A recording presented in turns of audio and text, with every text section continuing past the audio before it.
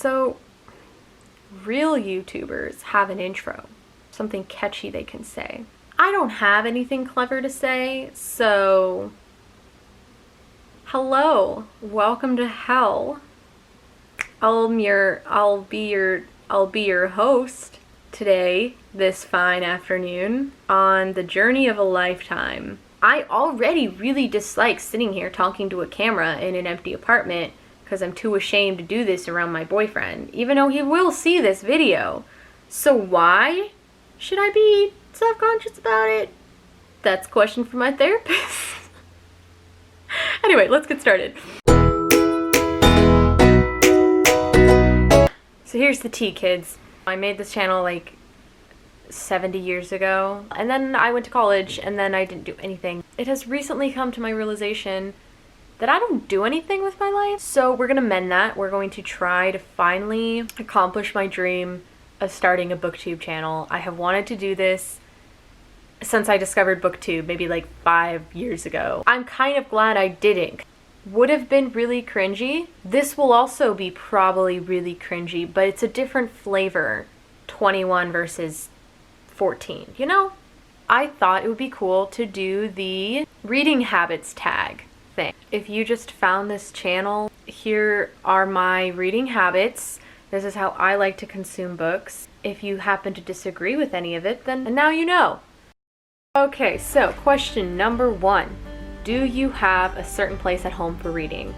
This was kind of hard because I just moved like last week, so most commonly I usually always read in bed. I did that when I lived with my parents because like my room was my only space and I didn't really have like a chair or anything. I had a desk chair, but like nobody wants to sit in that willingly, you know? Yeah, I just sit in bed. I usually fall asleep, so that's kind of the downside. I would love to get like a really nice big comfy reading chair, but I haven't gotten to that level yet. So yeah, in bed is where all the magic happens. Anyway, bookmark or random piece of paper. I'm kind of like all over the place. I like bookmarks. I used to be really into bookmarks because I used to be one of those readers who was like, you dog-ear that page, who do you even think you are? And now like I trash my books, like I trash them. That is besides the point. Bookmarks, I don't tend to use them, usually because I lose them. Oh, damn it, I have no hardbacks here, really? My go-to with hardbacks. I'll probably dog-ear it. Sorry, my boyfriend's calling me. What's up? Yeah. I was gonna go ahead and say it right now. I have the cutest boyfriend in the world. He just asked me if it was okay if he went to Target because he didn't want me to feel left out.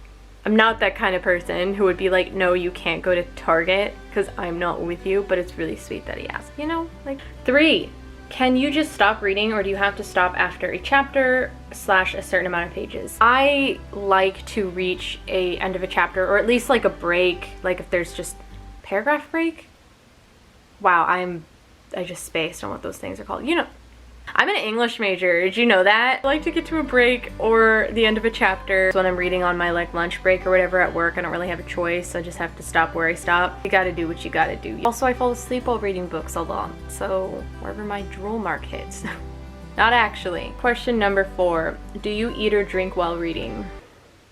Okay, here's the thing. I got sriracha stain. I'm not proud, okay? I was making mac and cheese while reading because I was waiting for the water to boil, and so my book was open, and when I finished my mac and cheese, I put it in the bowl and then got the sriracha out, and it was all watery, so I had to shake it up, and I thought I closed the lid tightly, and I didn't. So when I shook it, sriracha went everywhere. I'm not proud. Long story short, yeah, I do. I'll usually eat or drink, but like grease stains, no go. While I trash my books, I absolutely hate grease stains. They are the grossest and most terrible thing ever. I don't know why. What's even worse is when it's like on this part of the hardback. Just thinking about it makes me really upset. Grapes are my go-to. Grapes are god tier. Grapes are the best reading snack because they are clean, they are easy to eat. You will not spill grape grease anywhere because there is no such thing as grape grease. Grape grease. Amazing. Question 5, multitasking, music or TV while reading. I can read while watching TV, but I really can't. I'll just be like, yeah, I'm gonna show on in the background while I'm reading my book. No, it'll just distract me and I'll read the same page like 7 times in a row. I love having a vinyl going. Wow, I'm so pretentious. I like the process of having to get up and flip it every now and then and like. Question 6, one book at a time or several at once? Why have limits? More recently, I've tried to like develop more of a system. One classic going, one like easier read, and either like a young adult fiction or just like a thriller or something. I usually have at least 3 books going at a time. Question 7, reading at home or everywhere? Everywhere. Why limit yourself? I am rarely home, with the exception of the pandemic, because that kind of put a damper on my life. I actually got so much reading done during the lockdown, so now I work. I'll always bring a book with me to work because I actually can get a good amount of reading done in my lunch breaks. Anyway, question 8, reading out loud or silently in your head? I usually like always am silent in my head reading. When I'm reading for school, like if it's a nonfiction school book that I'm like kind of just struggling through, sometimes when I hit that point where like my brain is not processing anymore, but I have to finish it because it's like homework, I will read out loud because then that helps me just kind of like actually get through it. Question 9, do you read ahead or even skip pages? I used to be notorious for this back when I was like 10. I literally I would go and read the end. There have been times where I'm like, if this particular thing happens in this book, then I don't want to finish reading it, so I just need to know. But those have been very, very rare instances, so why limit yourself?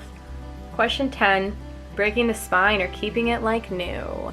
I'm a spine breaker, which is really funny because back in like 2014 when I really started getting into reading and collecting books, I used to get so pissed at my dad because he would borrow my books because he'd like, I need to read the Lunar Chronicles so I can connect with my daughter. And I would be like, I swear if you crack that spine, if there is even but a crease on that spine, I will hurt you. He liked reading books like this.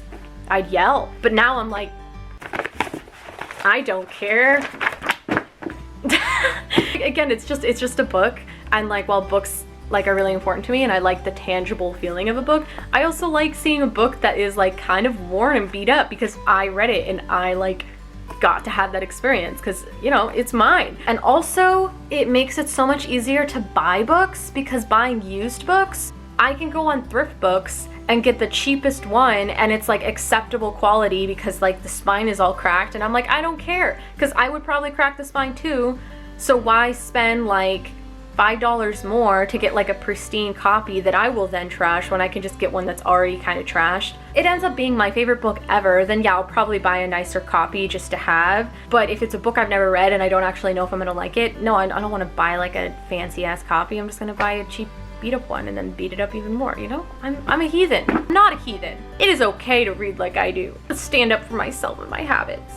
11, do you write in your books? Yes. I do. I'm a heavy annotator. With school books, I get really intense. Oh, jeez. School books, I go ham, like all up in that. I like have color-coded system that I like put in the front, partly because I forget all the time, or if someone, you know, gets this book and wants to have all my just genius insights, they will know my system. With normal books, I don't do it for every book, but I've honestly been trying to do that more because a lot of my favorite booktubers do that, where they just tab and write and everything to like reference back and remember the things that you want to talk about, because I couldn't tell you half of the things that happened in some of the books I read like 3 months ago. For the most part, when I do write, it's nothing intelligent. Like here I wrote word woke next to a woke thing that Arthur said in the house of the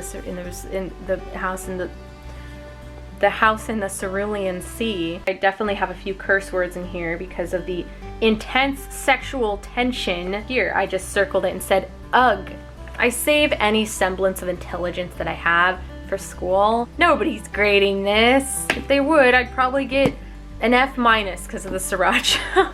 Anyway, that was it. Those are my reading habits. You know, we'll see if this actually becomes a thing that I do.